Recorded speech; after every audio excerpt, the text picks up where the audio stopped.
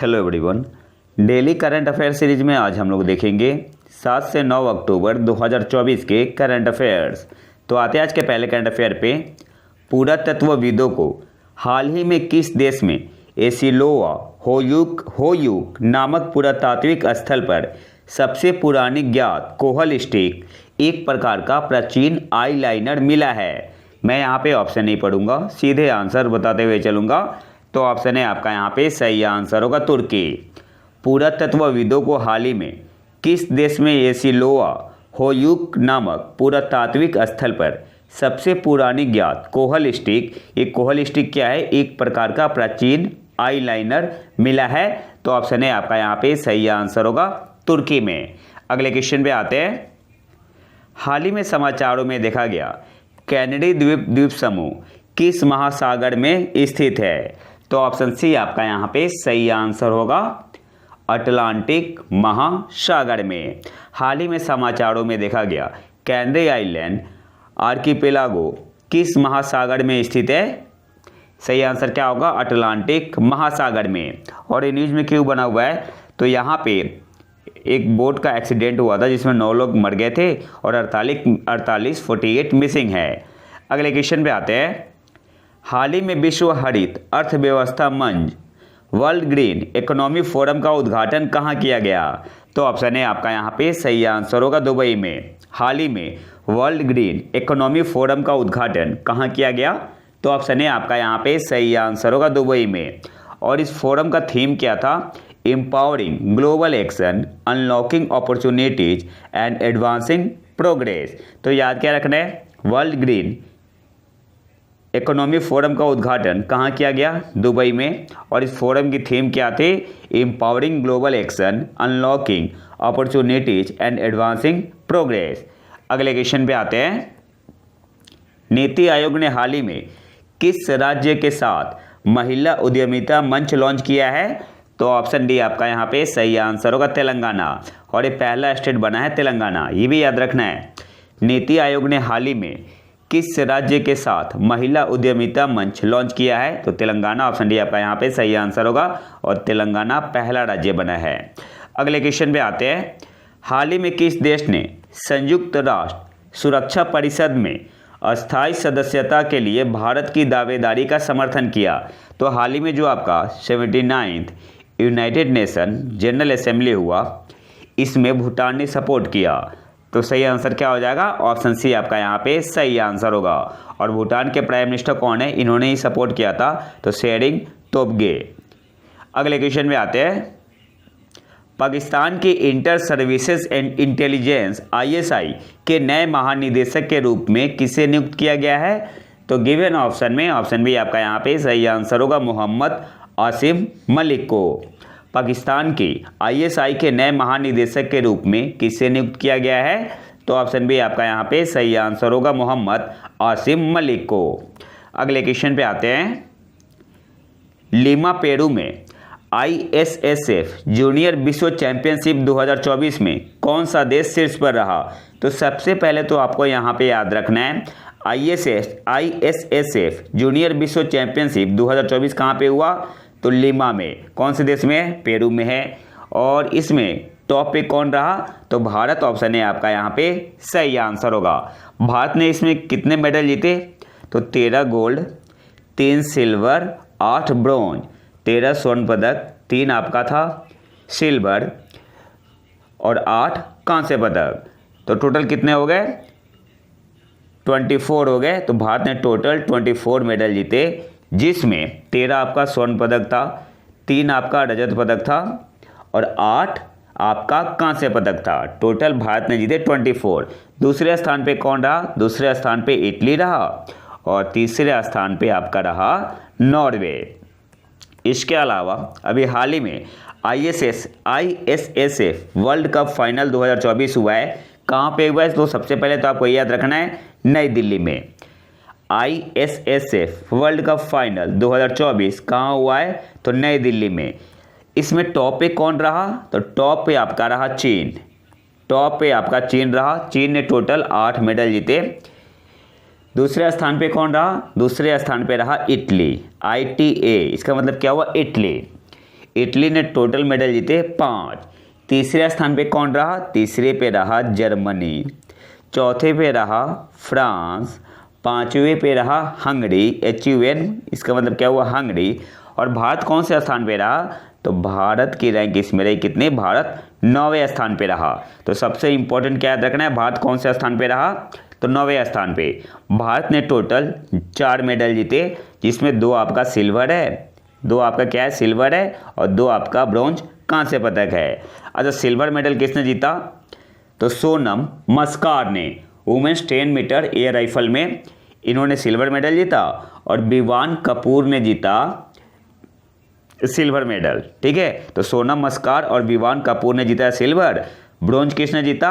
अखिल सेरोन और अनंतजीत सिंह नरूका, इन्होंने कांस्य पदक जीता। अगले क्वेश्चन पे आते हैं। Ayush medical value travel summit 2024 का उद्घाटन कहाँ किया गया? तो सही आंसर यहाँ पे क्या होगा? ऑप्शन डी आपका यहाँ पे सही आंसर होगा, मुंबई में। Ayush medical value travel summit 2024 का उद्घाटन कहाँ किया गया? तो ऑप्शन डी आपका यहाँ पे सही आंसर होगा, मुंबई। और इसकी थीम क्या थी? Global synergy in Ayush transforming health and wellness through medical value travel. Theme क्या थी? Global synergy in Ayush transforming health and wellness through medical value travel. और एक कहाँ पे इसका उद्घाटन किया गया था? Ayush medical value travel summit 2024 का, तो मुंबई में। अगले क्वेश्चन पे आते हैं। हाल ही में किस राज्य सरकार ने छात्राओं के लिए निजुत मोइना योजना शुरू की है? तो असम की सरकार ने। ऑप्शन सी आपका यहाँ पे सही आंसर होगा। निजुत मोइना योजना किसके लिए है? तो गर्ल स्टूडेंट्स के लिए है। किस राज्य ने शुरू की है? तो असम ने। ऑप्शन सी आपका यहाँ पे सही आंसर होगा। हाल ही में कौन सा देश दुनिया की सबसे बड़ी नौसैनिक रक्षा प्रदर्शनी यूरोनवल 2024 की मेजबानी करेगा? तो ऑप्शन बी आपका यहाँ पे सही आंसर होगा, फ्रांस। हाल ही में कौन सा देश दुनिया की सबसे बड़ी नौसैनिक रक्षा प्रदर्शनी यूरोनवल 2024 की मेजबानी करेगा? तो ऑप्शन बी आपका यहाँ पे सही आंसर होगा, फ्रांस। इसके अलावा इसमें काफ़ी सारे देश भाग लेंगे, 30 देश 5 कॉन्टिनेंट से। तो 13 देश ऐसे है कि इनका अपना नेशनल पेवेलियन होगा। और वो 13 देश कौन से हैं? ब्राज़ील हुआ, कोलंबिया हुआ, डेनमार्क हुआ, फिनलैंड हुआ, जर्मनी हुआ, ग्रीस हुआ, इटली हुआ, नीदरलैंड हुआ, नॉर्वे, पुर्तगाल, तुर्की, यूके और यूनाइटेड स्टेट यानी अमेरिका। कब से कब तक होगा? तो 4 से 7 नवंबर 2024। अगले क्वेश्चन पे आते हैं। निम्नलिखित में से किस समझौते को भारत यूएई द्विपक्षीय निवेश संधि India UAE bilateral investment treaty द्वारा प्रस्थापित किया जाएगा? तो गिवन ऑप्शन में ऑप्शन सी आपका यहाँ पे सही आंसर होगा, bilateral investment promotion and protection agreement. इसे शॉर्ट में क्या बोलते हैं? इसे शॉर्ट में बोलते हैं BIPPA। तो इसका फुल फॉर्म आपसे एग्जाम में पूछ सकता है। निम्नलिखित में से किस समझौते को India UAE bilateral investment treaty द्वारा प्रतिस्थापित किया गया? तो ऑप्शन सी आपका यहाँ पे सही आंसर होगा, bilateral investment promotion and protection agreement. जो आपका BIPPA है, ये आपका एक्सपायर हो रहा है, एक्सपायर हो गया 12 सितंबर 2024 को। तो जो नया आपका आया हुआ है वो कौन सा है agreement? India UAE bilateral investment treaty. या आपसे एग्जाम में ऐसे भी पूछ सकते हैं कि BIT स्टैंड्स फॉर, तो आंसर क्या होगा? Bilateral investment treaty. अगले क्वेश्चन पे आते हैं। मालदीव में द्विपक्षीय पहल के तहत कौन सा कार्ड लॉन्च किया गया? तो गिवन ऑप्शन में ऑप्शन है आपका यहाँ पे सही आंसर होगा, रुपे कार्ड। मालदीव में द्विपक्षीय पहल के तहत कौन सा कार्ड लॉन्च किया गया? तो रुपे कार्ड ऑप्शन है आपका यहाँ पे सही आंसर होगा। अगले क्वेश्चन पे आते हैं। ताइवान को किस देश से 100 land based harpoon anti ship missile system की पहली खेप प्राप्त हुई है? तो ऑप्शन बी आपका यहाँ पे सही आंसर होगा, USA। ये आपसे एग्जाम में ऐसे भी पूछ सकता है कि कौन सा देश harpoon anti ship missile system बनाता है? तो आंसर क्या होगा? America, USA। अगले क्वेश्चन पे आते हैं। हाल ही में भारत की पहली सुपर कैपेसिटर विनिर्माण सुविधा का उद्घाटन कहाँ किया गया? तो कन्नूर में। ऑप्शन डी आपका यहाँ पे सही आंसर होगा। कौन से स्टेट में है? तो केरल में है। हाल ही में भारत की पहली सुपर कैपेसिटर विनिर्माण सुविधा का उद्घाटन कहाँ किया गया? तो कन्नूर, केरल में। ऑप्शन डी आपका यहाँ पे सही आंसर होगा। अगले क्वेश्चन पे आते हैं। 26वीं जल ऊर्जा प्रौद्योगिकी और पर्यावरण प्रदर्शनी, शॉर्ट में इसे बोलते हैं विटेक्स 2024 कहाँ आयोजित की गई? डब्ल्यू का मतलब क्या हुआ? Water, E stands for energy, T stands for technology, Hindi में बोलते हैं प्रौद्योगिकी, और ई स्टैंड्स फॉर एनवायरनमेंट, पर्यावरण। तो आपका जो 26वां वेटेक्स 2024 हुआ, ये कहाँ आयोजित किया गया था? तो सही आंसर यहाँ पे क्या होगा? ऑप्शन सी आपका यहाँ पे सही आंसर होगा, दुबई में। कहाँ पे? दुबई में। इसके अलावा कुछ इंपॉर्टेंट पॉइंट देख लेते हैं। इसमें भारत की तरफ से 29 लीडिंग कंपनी पार्टिसिपेट करेगी या किया इंडियन पेविलियन में, तो ये याद रखना है। इसके अलावा जो आपको याद रखना है,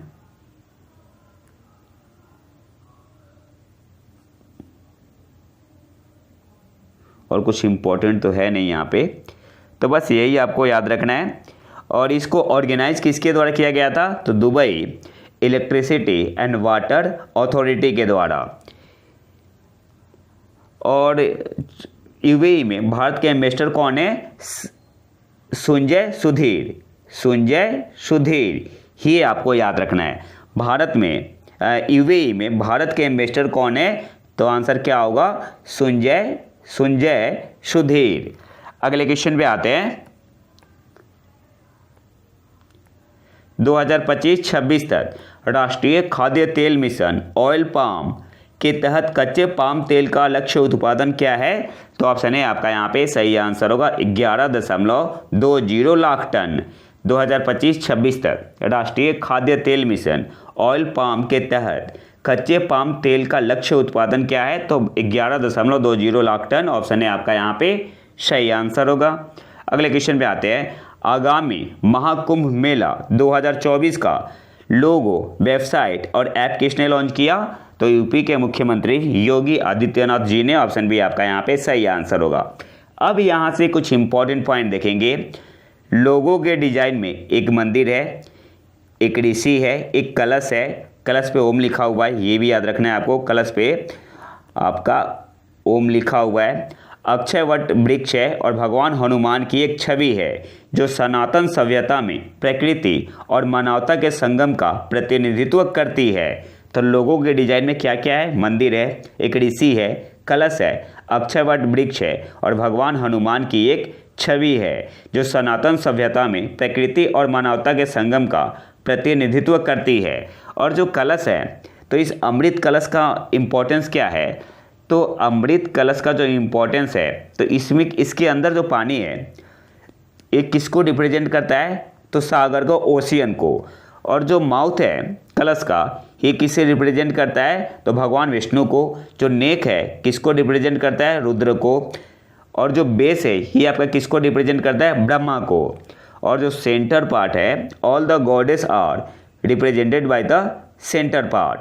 तो ये इंपॉर्टेंट पॉइंट है, यहाँ से आपसे एग्जाम में क्वेश्चन पूछ सकता है और आप यहाँ पिक्चर में देख सकते हैं। अगले क्वेश्चन पे आते हैं।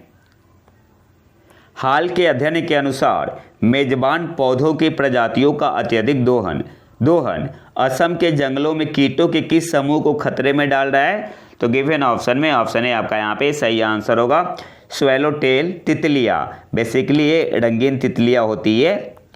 हाल के अध्ययन के अनुसार मेजबान पौधों की प्रजातियों का अत्यधिक दोहन असम के जंगलों में कीटों के किस समूह को खतरे में डाल रहा है? तो ऑप्शन है आपका यहाँ पे सही आंसर होगा स्वेलो टेल तितलियाँ।